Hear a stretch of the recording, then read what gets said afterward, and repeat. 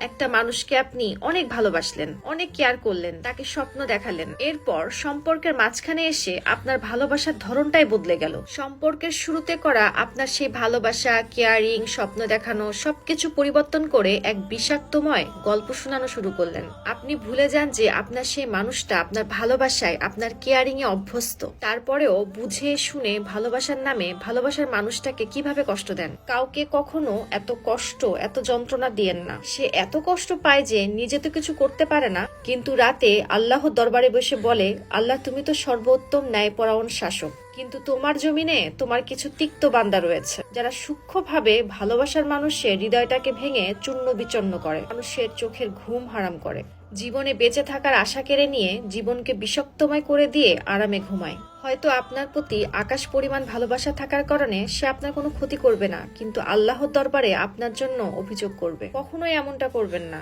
মনে রাখবেন, সম্পর্কের মাঝখানে এসে দুই ধরনের মানুষ রূপ বদলায়।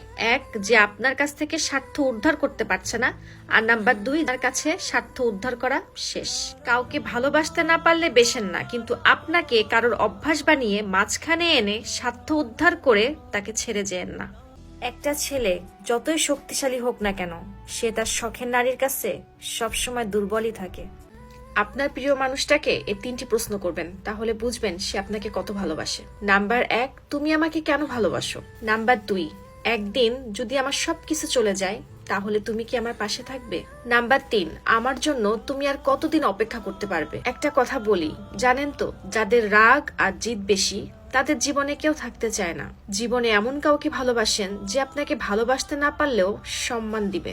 কাউকে ভালোবাসা দিলে সেটা হয়তো ফেরত নাও পেতে পারেন, কিন্তু কাউকে কষ্ট দিলে সেটা ঠিকই ফেরত পাবেন। এটা বিধির বিধান।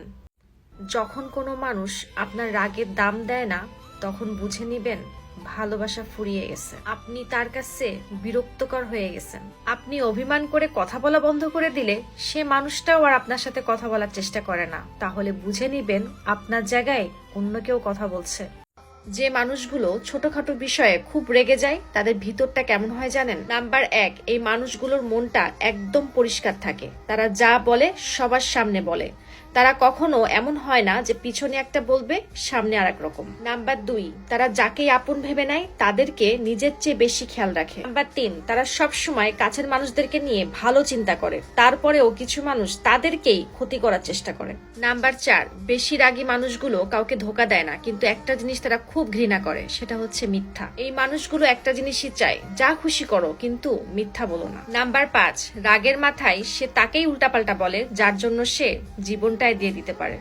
ধৈর্য ধরা আর কদর করা, এই দুটো জিনিস ভাগ্যবান মানুষদের অংশে আসে। ধৈর্য আপনাকে হীরা বানিয়ে দেয়, আর কদর আপনাকে হীরার সাথে দেখা করিয়ে দেয়।